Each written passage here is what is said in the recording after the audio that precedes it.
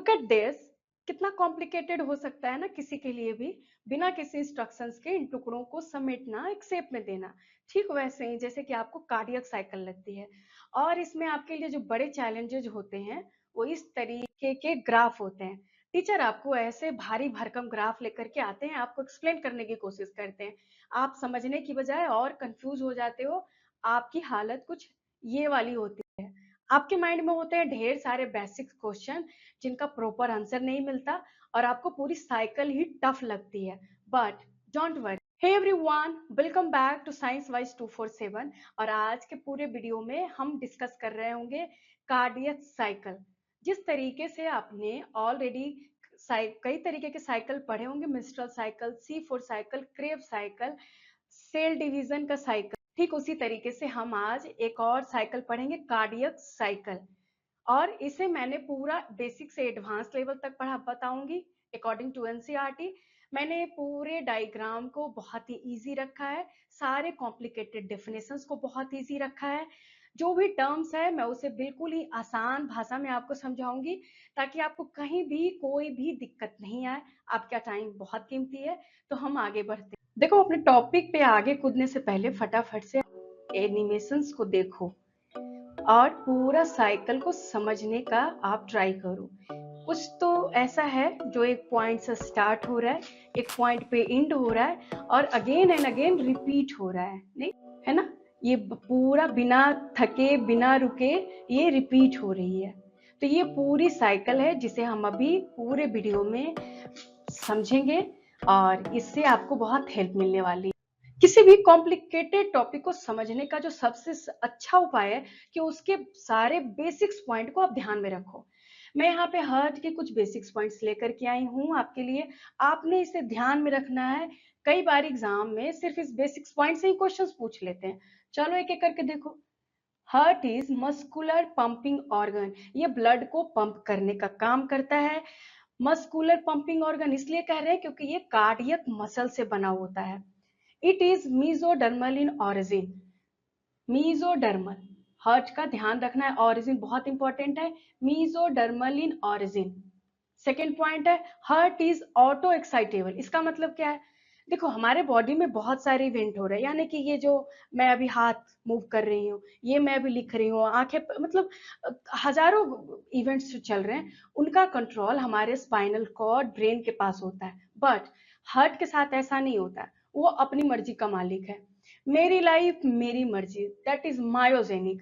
मतलब वो खुद से इंपल्स जनरेट करता है, हार्ट को कॉन्ट्रैक्ट करने का काम करता है। रीजनरेशन, डीजनरेशन, रिपोलराइजेशन, ये सब कुछ का कंट्रोल हार्ट खुद के पास रखता है, इसलिए हम उसे कहते हैं auto excitable, that is myogenic in nature. Next point है कि ये कहाँ पे आपका सिचुएटेड होता है?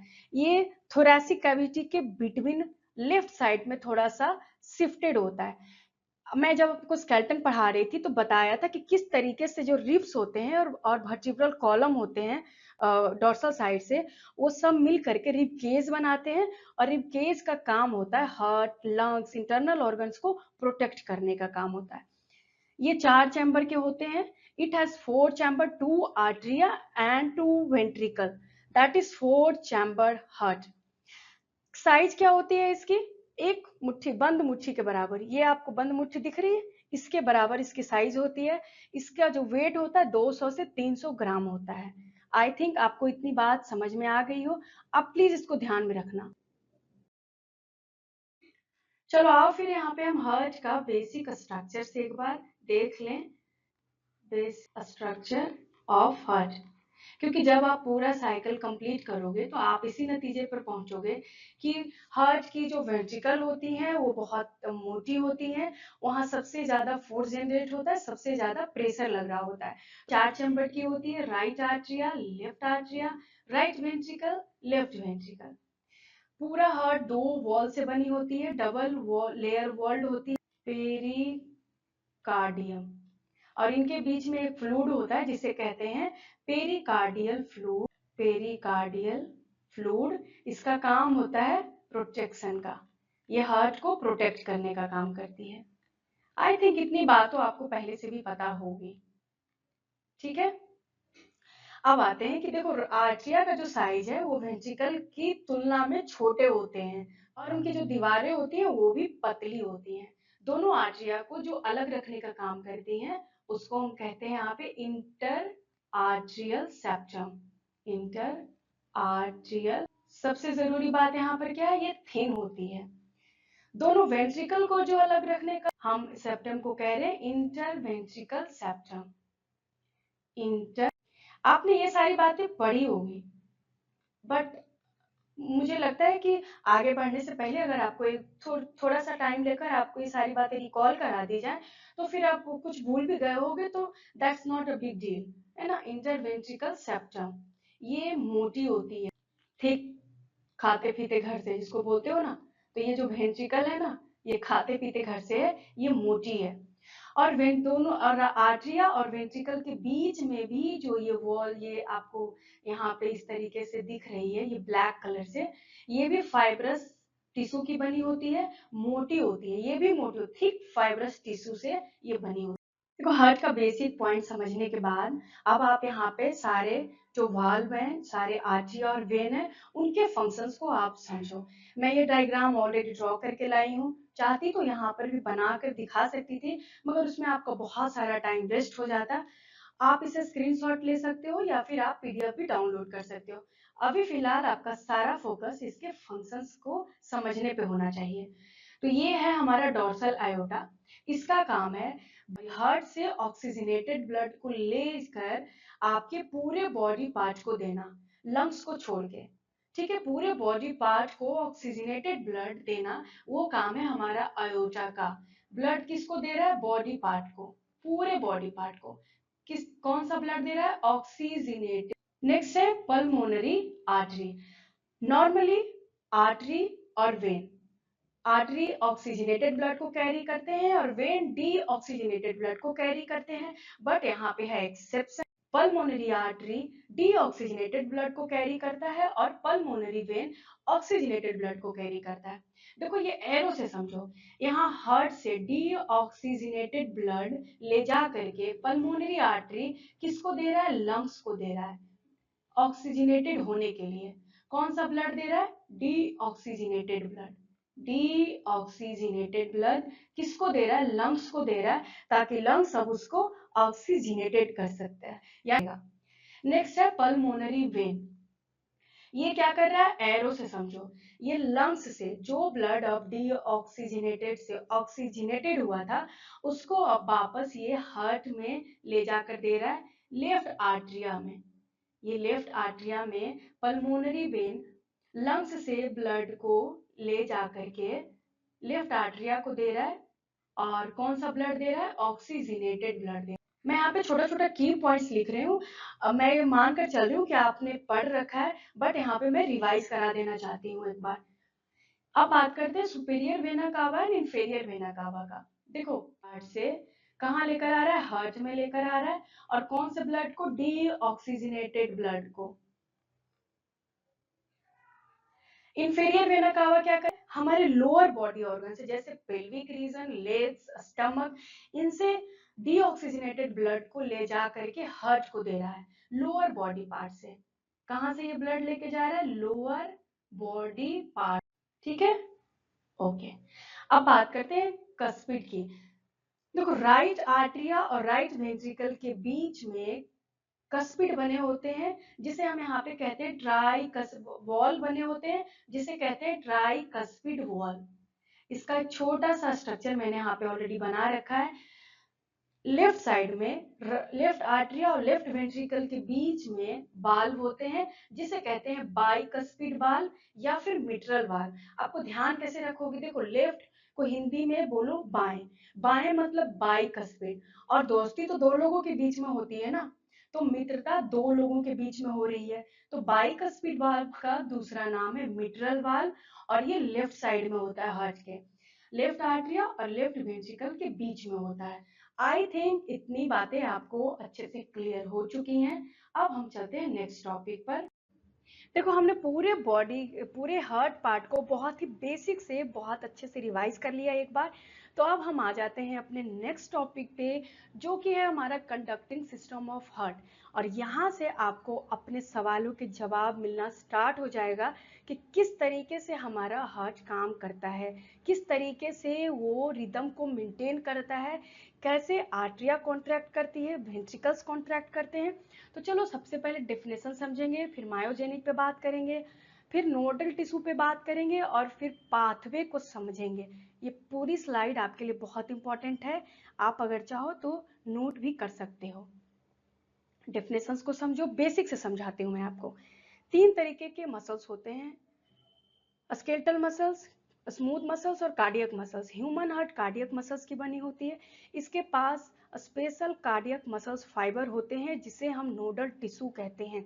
ये अदर टिश्यू से डिफरेंट होती है। जहां आपके अदर टिश्यू में न्यूरॉन्स एक्सेस पोटेंशियल जनरेट करते हैं, वहीं आपके हार्ट के अंदर ये खुद से ही एक्सेस पोटेंशियल जनरेट करने का काम करती है। इसका एक पूरा अपना एक नेटवर्क बना हुआ है जिसे हम यहाँ पे कहते हैं कंडक्टिंग सिस्टम ऑफ हार्ट। ये हार्ट के रिदम को मेंटेन करती है, फ्रीक्वेंसी को मेंटेन करती है। आई थिंक आपको डिफिनेशन समझ में आ गया। तो हम बात करते हैं मायोजेनिक का मतलब क्या है। मायो का मतलब होता है मसल्स, जेनिक का मतलब होता है generated. Heart beat originated by its own muscles. हमारी हार्ट खुद से ही बीट करती है, इसकी अपनी मसल्स फाइबर होते हैं जो खुद से ही एक्सेस पोटेंशियल्स को जनरेट करते हैं, सिग्नल्स को एक पॉइंट से दूसरे पॉइंट तक ले जाने का काम करते हैं विदाउट एनी एक्सटर्नल स्टिमुलाई। यानी कि ये ब्रेन पार्ट से इंडिपेंडेंट होता है, इसे किसी भी बाहरी हेल्प की जरूरत नहीं पड़ती है। इसीलिए हम एक वर्ड और यूज करते हैं, ऑटो एक्साइटेबल। यहाँ पे ब्लड ही काफी होता है स्टिमुलस को जनरेट करने के लिए। अब चलो बात करते हैं कि किस तरीके से एक पार्ट में नोडल टिश्यू की हेल्प से इंपल्स जनरेट होते हैं और दूसरे पार्ट तक पहुंचाने का काम होता है।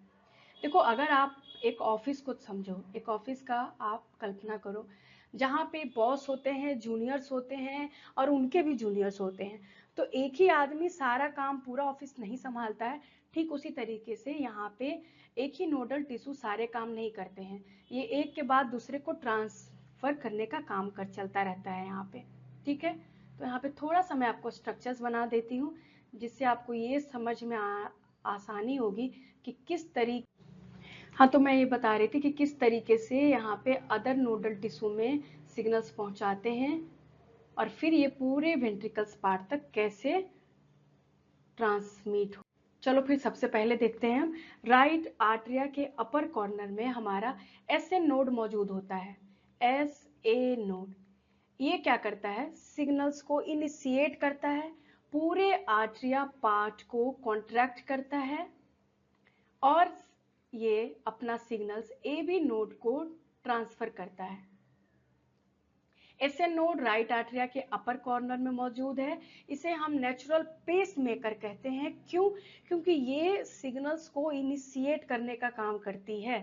It initiate action potential for contractions of heart.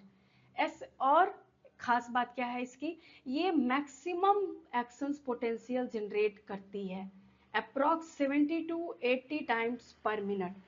देखो, एवरेज हमारी heart beat 72 times per minute होती है, बट ये ज़्यादा और कम भी हो सकती है। एथलीट के केस में ये ज़्यादा बार हो सकती है और कम बार भी हो सकती है। इसने दोनों आर्टरिया को यहाँ पे कॉन्ट्रैक्ट करा दिया और सिग्नल्स को एबी नोड में यानी कि आर्टरियो वेंट्रिकुलर बंडल के पास भेज दिया।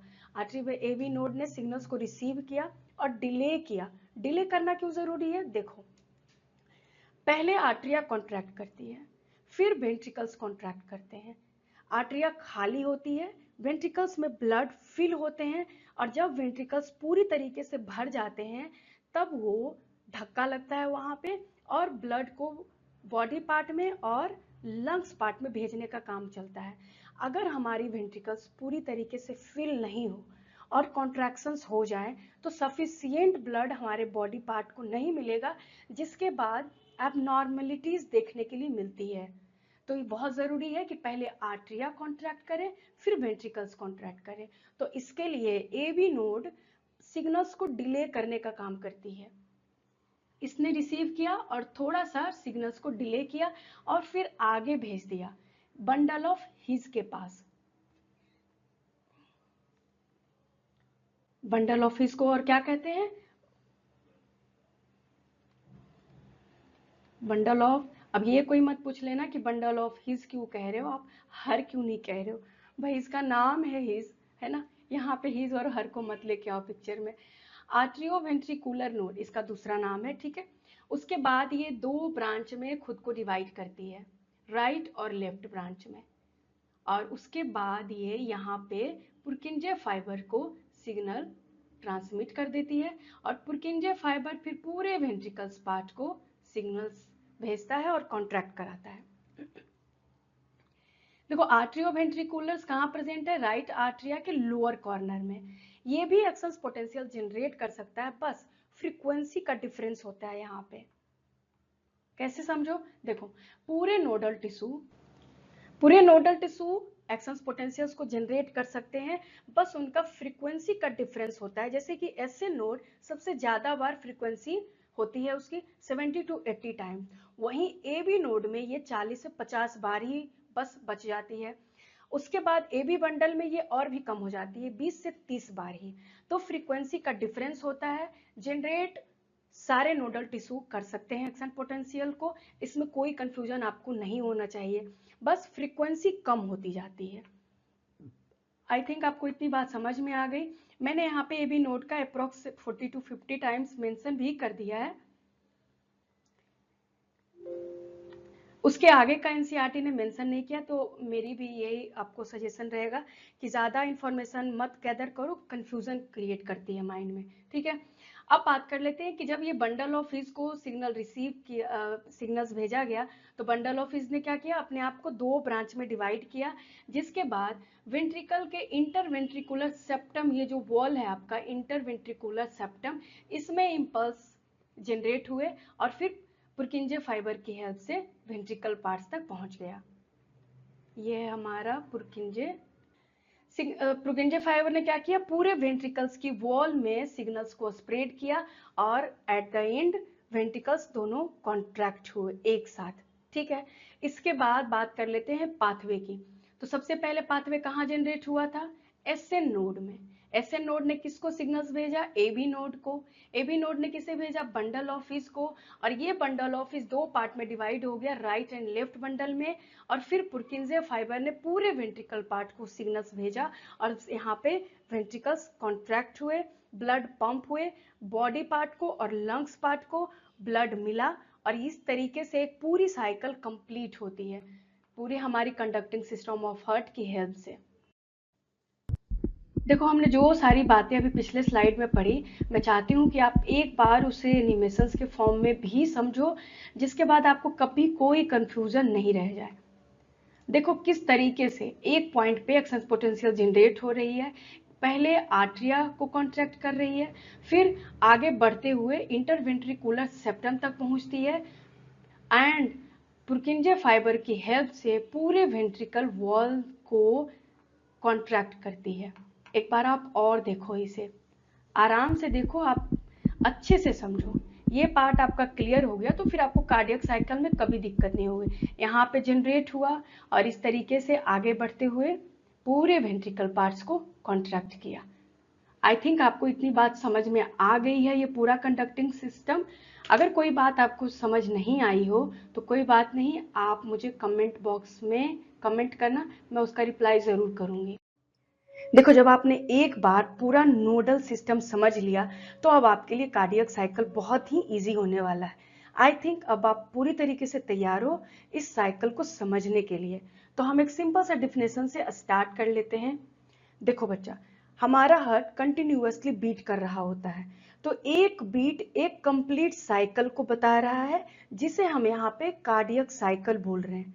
इसके दौरान हमारी आर्टरिया और हमारी वेंट्रिकल्स कॉन्ट्रैक्ट करते हैं, रिलैक्स करते हैं एक प्रॉपर सीक्वेंस में, जिससे कि ब्लड फ्लो मेंटेन रहता है, और इस पूरे इवेंट्स को कहते हैं कार्डियक साइकिल। आई थिंक इतनी सी बात आपको समझ आ गई है। मैंने यहाँ पे एक डिफिनेशन भी लिख रखा है आपके लिए। It is the sequence of contraction and relaxation that occur during one complete heart beat of the heart. और हमारी हार्ट कितने बार बीट करती है? 1 मिनट में 72 टाइम्स अप्रॉक्स। ये ज्यादा और कम हो सकती है। तो एक साइकिल की ड्यूरेशन कितनी होगी? 60/72। सिंपल सा कैलकुलेशन है।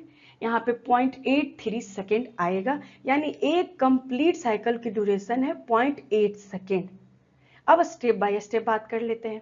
तो देखो, पहले 0.1 सेकेंड में आर्टरिया सिस्टोल करेगी, वेंट्रिकल रिलैक्स कर रहा होगा। अगले 0.3 सेकेंड में वेंट्रिकल सिस्टोल करेगा, आर्टरिया रिलैक्स करेगी। और नेक्स्ट 0.4 सेकेंड में वेंट्रिकल और आर्टरिया दोनों ही रिलैक्स करेंगे, जिसे हम कहते हैं जॉइंट डायस्टोल, यानी कि हार्ट के चारों चैम्बर रिलैक्स स्टेट में है। तो पहले हम इस ग्राफ की हेल्प से समझेंगे इस पूरे इवेंट को, और फिर हम नेक्स्ट स्लाइड में इमेज के और छोटे छोटे इंफॉर्मेशन की हेल्प से पूरा डिटेल में साइकिल को समझेंगे। तो इस ग्राफ को मैंने, ये देखो, अंदर वाला जो पार्ट है वो आर्टरिया को शो कर रहा है, और ये जो बाहर वाला साइकिल है, ये जो सर्कल है, वो आपको वेंट्रिकल को बता रहा है। इसे मैंने पूरे 8 भाग में प्रॉपर बराबर बराबर डिवाइड किया हुआ है। आप देख सकते हो 1 2 3 4 5 6 8 एंड 1 2 3 4 5 6 7 8। ठीक है। अब देखो, पहले 0.1 सेकेंड में आर्टरिया यहाँ पे कॉन्ट्रैक्ट करेगी पहले हिस्से में। तो जब आर्टरिया कॉन्ट्रैक्ट कर रही है तो वेंट्रिकल यहाँ पे रिलैक्स कर रहा है, और अगले 0.7 सेकेंड तक आर्टरिया रिलैक्स कर रही है। फिर जब आर्टरिया में कॉन्ट्रैक्शन जब हो गया तो वेंट्रिकल कॉन्ट्रैक्ट करना स्टार्ट होता है। तो अगले 3 भाग में, यानी कि 0.2, 0.3 एंड 0.4 सेकेंड में वेंट्रिकल सिस्टोल करेंगे, और नेक्स्ट 0.5 सेकेंड तक वेंट्रिकल रिलैक्स करेंगे। ये देखो, ठीक है। और अब आते हैं जॉइंट डायस्टोल में। तो यहाँ पे देखो कि ये जो 4 हिस्सा है वेंट्रिकल का और आर्टरिया का, यानी कि 0.4 सेकेंड आर्टरिया का और 0.4 सेकेंड वेंट्रिकल का, इसमें दोनों ही रिलैक्स कर रहे हैं। यहाँ पे कोई भी कॉन्ट्रैक्शन शो नहीं हो रहा है, और इसी को हम कहते हैं जॉइंट डायस्टोल। आई थिंक ये ग्राफ अब आपको समझ में आ चुका है ना। यहाँ पर आपको कोई कंफ्यूजन अगर हो तो आप कमेंट सेक्शन में कमेंट करना, मैं प्रॉपर रिप्लाई करूंगी आपके क्वेश्चंस का। ठीक है। तो एक बार मैं फिर से एक बार बता देती हूँ कि पहले 0.1 सेकेंड में, यानी कि पहले हिस्से में आर्टरिया कॉन्ट्रैक्ट किया, वेंट्रिकल रिलैक्स किया। फिर अगले 3 हिस्से में वेंट्रिकल कॉन्ट्रैक्ट किया और आर्टरिया रिलैक्स कर रही है। एंड अगले 0.4, यानी कि 4 हिस्से में आर्टरिया और वेंट्रिकल दोनों ही रिलैक्स कर रहे हैं, जिसे हम जॉइंट डायस्टोल कर रहे हैं। और ये पूरी साइकिल रिपीट होती रहती है। इसी को हम कहते हैं कंप्लीट कार्डियक साइकिल। अब नेक्स्ट स्लाइड पे चलते हैं, और वहां पे इमेज की हेल्प से इसी बात को हम डिटेल में समझते हैं। देखो, इस डायग्राम की हेल्प से अब हम स्टेप बाय स्टेप पूरे कार्डियक साइकिल को एक बार और अच्छे से और डिटेल में हम समझेंगे। यहाँ पे मैंने छोटे छोटे इंफॉर्मेशन यहाँ पर आपको मेंशन कर दिया है, आप स्क्रीनशॉट लेके रख सकते हो। तो सबसे पहला जो स्टेप है वो आर्टरियल सिस्टोल है। इसमें दोनों आर्टरिया एक साथ कॉन्ट्रैक्ट करेगी और ब्लड को वेंट्रिकल में फिल करेगी। यहाँ पे ट्राइकस्पिड वाल्व और बाइकस्पिड वाल्व दोनों ओपन होंगे, सेमी लूनर वाल्व यहाँ पे क्लोज्ड होंगे। ये क्लोज्ड क्यों होंगे, इसे आप समझो। देखो, आर्टरियल कॉन्ट्रैक्शंस का टारगेट है कि वेंट्रिकल को कंप्लीटली फिल कर दिया जाए, क्योंकि जब तक वेंट्रिकल्स कंप्लीटली फिल नहीं होंगे तो उनमें कॉन्ट्रैक्शन स्टार्ट नहीं होगा। तो यहाँ पर अगर ये वाल्व ओपन रहे तो ब्लड इजीली बॉडी में और लंग्स की तरफ पास कर जाएंगे। इसलिए बहुत जरूरी है कि इस स्टेज में अभी सेमी लूनर वाल्व का क्लोज रहना। बाइकस्पिड और ट्राइकस्पिड वाल्व ओपन रहेंगे, सेमीलूनर वाल्व क्लोज रहेंगे। यहाँ पे 20 to 30% तक ब्लड फिलिंग होगी एक्टिवली। एक्टिवली का सिंपल सा मतलब है आफ्टर कॉन्ट्रैक्शन, यानी कि किसी भी चीज को जब आप स्क्वीज करते हो तो उस पर एक फोर्स लगाते हो, एक प्रेशर जनरेट करते हो। ऐसे ही रिलैक्स स्टेज में जो होता है उसे हम कहते हैं पैसिवली, बट कॉन्ट्रैक्शन के स्टेज में जो हो रहा है उसे हम कहेंगे एक्टिवली। तो 20 to 30% तक ब्लड की फिलिंग होती है इस स्टेप में, और ये पूरा ड्यूरेशन यहाँ पर 0.1 सेकेंड, काफी कम टाइम में ये पूरा स्टेप कंप्लीट हो जाता है। अब हम नेक्स्ट स्टेप में आ जाते हैं, वेंट्रिकुलर सिस्टोल। यहाँ पे वेंट्रिकल्स रिलैक्स थे, कंप्लीटली फिल हो चुके थे। अब हम आते हैं वेंट्रिकल सिस्टोल में, यानी कि कॉन्ट्रैक्शंस ऑफ वेंट्रिकल। यहाँ पे दोनों वेंट्रिकल्स एक साथ कॉन्ट्रैक्ट करेंगे। जैसे ही यहाँ पर कॉन्ट्रैक्ट करेंगे तो इसमें प्रेशर बिल्ड होगा, और ट्राइकस्पिड वाल्व और बाइकस्पिड वाल्व यहाँ पे बंद होंगे, क्योंकि अगर बंद नहीं हुए तो ब्लड बैक फ्लो कर सकती है। इसलिए बैक फ्लो को रोकने के लिए दोनों वाल्व का बंद होना बहुत जरूरी है। और यहाँ पे हमें मिलता है फर्स्ट हर्ट साउंड, जिसे कहते हैं love sound. Bicuspid and tricuspid valve closed होने के तुरंत बाद एक साउंड सुनाई देता है जिसे कहते हैं लव साउंड। यहाँ पे सेमीलूनर वाल्व ओपन रहेंगे, क्योंकि वेंट्रिकल कॉन्ट्रैक्शंस के बाद ब्लड आयोटा की हेल्प से बॉडी को पार्ट को मिलेगा और आर्टरी की हेल्प से लंग्स पार्ट तक पहुंचेगा। इसमें आर्टरिया दोनों रिलैक्स कर रहे हैं, और ये पूरा ड्यूरेशन जो है इसका वो 0.3 सेकेंड है। अब हम आते हैं लास्ट स्टेप में, जो कि है ज्वाइंट डायस्टोल। अब वेंट्रिकल का भी प्रेशर रिलीज हो चुका है, आर्टरिया रिलैक्स ही थी, तो अब ये चारों चैम्बर रिलैक्स पोजीशन में है। ये ब्लड पास हो रहा है बॉडी में, बॉडी लेकर के जा रही है राइट आर्टरिया तक, दोबारा से ब्लड राइट आर्टरिया तक पहुंच रहा है, और यहाँ पे लंग्स में, और लंग्स के बाद फिर लेफ्ट आर्टरिया में ब्लड पहुंच रहा है। यहाँ पे दोनों ट्राइकस्पिड और बाइकस्पिड वाल्व अगेन ओपन हो चुके हैं। ब्लड पैसिवली, यानी कि बिना किसी कॉन्ट्रैक्शंस के वेंट्रिकल में फिल हो रही है, और सेमीलूनर वाल्व यहाँ पे क्लोज्ड हो चुके हैं। जैसे ही वेंट्रिकल का प्रेशर रिलीज होता है, सेमीलूनर वाल्व क्लोज्ड होते हैं, और इसके बाद हमें सुनाई देता है सेकेंड हार्ट साउंड, जिसे कहते हैं डब। तो लव साउंड और डव साउंड कब सुनाई देता है, आई थिंक अब आपको बहुत अच्छे से क्लियर है। यहाँ पे 70 to 80% तक वेंट्रिकल फिल्ड होती है पैसिवली, इसका मतलब है बिना किसी कॉन्ट्रैक्शंस के, और ये साइकिल फिर अगेन एंड अगेन रिपीट होती रहती है। ठीक है, लाइफ टाइम जब तक आप जिंदा हो ये साइकिल रिपीट हो रही है। इसके टाइम में या किसी वाल्व में कोई भी दिक्कत का सिंपल सा मतलब है आपके हार्ट में प्रॉब्लम क्रिएट हो चुका है। तो अब आपको कार्डियक साइकिल पूरी तरीके से समझ में आ चुका है। अब हम बात कर लेते हैं कार्डियक आउटपुट की, स्ट्रोक वॉल्यूम की, और भी कोई जो छोटे छोटे इंफॉर्मेशन है हम उसको देख लेते हैं नेक्स्ट स्लाइड में। देखो, आज के हम अपने लास्ट स्लाइड की बात कर लेते हैं, जो कि है कार्डियक आउटपुट और स्ट्रोक वॉल्यूम।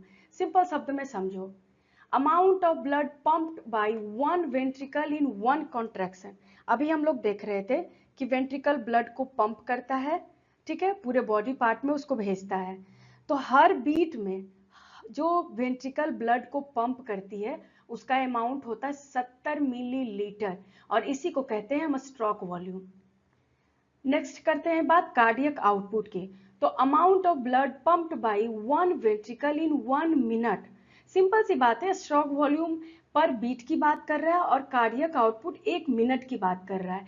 इसका फॉर्मूला होता है cardiac output equal two stroke volume into heart rate.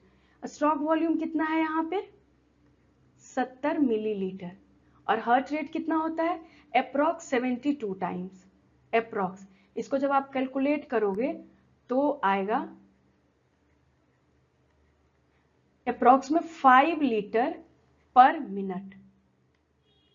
तो एक हेल्दी हार्ट, यानी कि जिसे अभी कोई एबनॉर्मेलिटी नहीं है, 5 लीटर 1 मिनट में ब्लड को पंप करता है। और इस तरीके से आपका पूरा कार्डियक साइकिल यहाँ पे कंप्लीट हुआ। आप जा करके देखना, पुराने साल के क्वेश्चन बार बार लैंग्वेज को चेंज करके यहाँ से क्वेश्चंस पूछे गए हैं। और अब हम नेक्स्ट वीडियो में बात करेंगे, इस पर ढेर सारा क्वेश्चंस की प्रैक्टिस करेंगे। तो आप चैनल को प्लीज सब्सक्राइब करके रख लेना, नोटिफिकेशन ऑन करके रख लेना, ताकि जब क्वेश्चंस की प्रैक्टिस कराऊं तो आप मिस ना कर दो। ओके, फिर बाय बाय।